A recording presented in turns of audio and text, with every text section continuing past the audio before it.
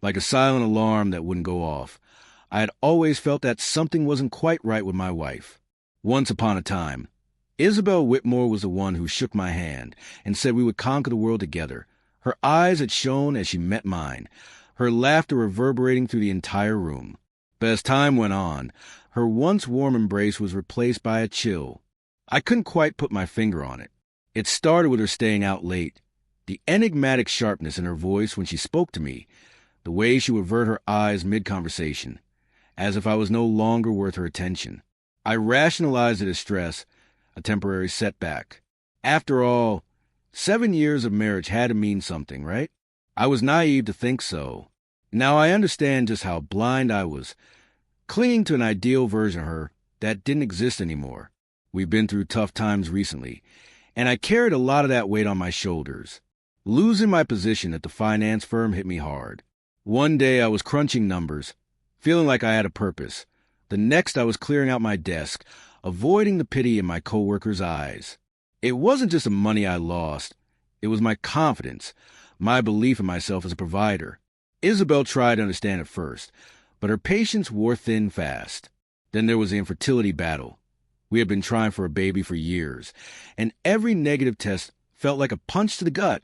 The doctors pushed and prodded, ran their tests, and I took the blame because that's what husbands do, right? I let her relatives whisper behind my back, calling me worthless, while she stood there in silence, never once defending me. I thought we were a team, enduring the storm together. I was wrong. It all came crashing down on my birthday. That morning I woke up with a spark of hope. Maybe today would be the day we turned things around.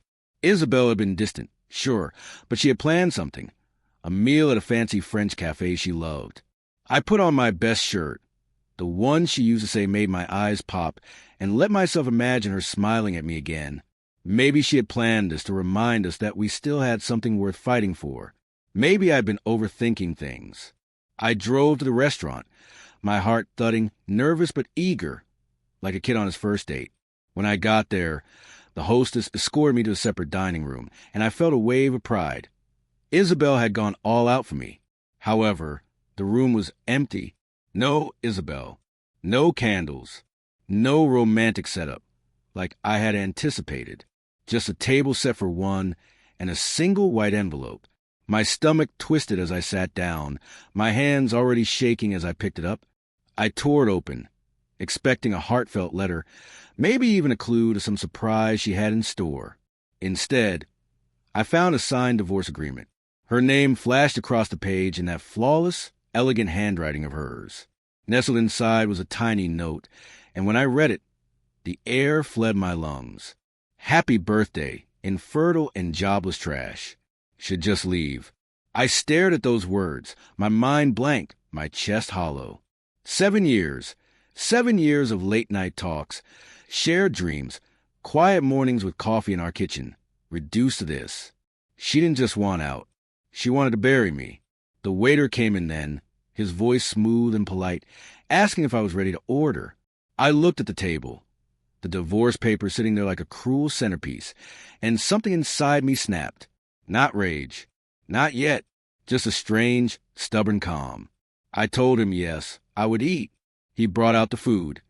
Isabel must have ordered ahead of time, perhaps expecting to be here playing the part of the loving wife before dropping the bomb.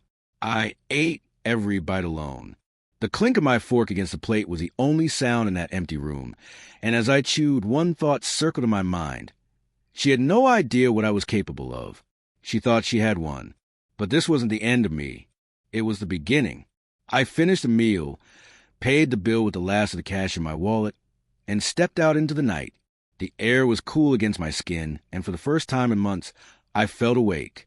Isabel had drawn a line in the sand, thinking she had built her castle on solid ground. But she didn't know the truth. Not about me, not about herself. Our marriage had been collapsing for a while, but I had been too devoted, too eager to see it for what it was. A house built on sand. And now the wave was coming. Not from her. From me. She had lit a fire she couldn't put out, and I wasn't going to let it burn me down.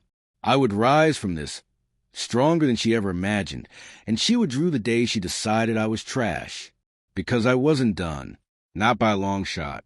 This was just the start, and I was ready to fight for the life I deserved, with or without her. I was prospering, developing something she'd never touch, and every stride ahead seemed like a silent victory. Meanwhile, Isabel was still floating on her honeymoon phase with Daniel Carter. I'd hear bits and pieces through the grapevine, mutual acquaintances who didn't know the complete narrative gently saying how she'd been sighted at some lavish party on Daniel's arm, all smiles and designer clothing. She must have thought she'd hit the lottery, trading me in for a guy with deeper pockets and a louder laugh. It didn't disturb me as much as I thought it would. Let her have her time. I knew it wouldn't last. The truth about her infertility was still her little secret, one she hadn't shared with him, and I wasn't ready to be the one to leak it. Daniel's fixation with a legacy was her ticking clock, and I had a front-row ticket to watch it run out. That night, after the conference, I was back at my penthouse, loosening my tie and pouring a glass of whiskey. The city shone outside, all lights and life, and I had landed on top of it. My phone buzzed on the counter, an unfamiliar number flashing on the screen. I almost ignored it. Surely some reporter fishing for a quote, but curiosity grabbed me. I snatched it up, said hello, and froze when I heard her voice. "Isabel, we need to talk," she said, her tone unsteady, nothing like the confident sneer I'd become used to. I stood there, drink in hand, letting the silence stretch out. Part of me wanted to ask what she wanted, to hear her squirm, but a bigger part just didn't care. She'd had her say on my birthday, and I wasn't in the mood for an encore. I hung up without a word, laid the phone down, took a long sip of my drink. The fire in my throat felt better than anything she could have offered. 2 months ago, I had been eating alone in that private dining room, her divorce papers staring me down. Now I was the person investors toasted to, the one whose name cropped up in tech headlines next to words like pioneer and rising star. She didn't know any of it. She still assumed I was a broken man she'd kicked out, racing to survive. She didn't know about the $10 million deal, the start of success, the penthouse I'd paid for in cash. And she sure as hell didn't know Daniel was one of my sponsors, put his money into my future while she clung to his arm. I turned off the lights and headed to bed, the city humming below me. Isabel's call stayed in my mind for a minute, but I pushed it aside. She'd made her bed, and I wasn't going to lie in it with her.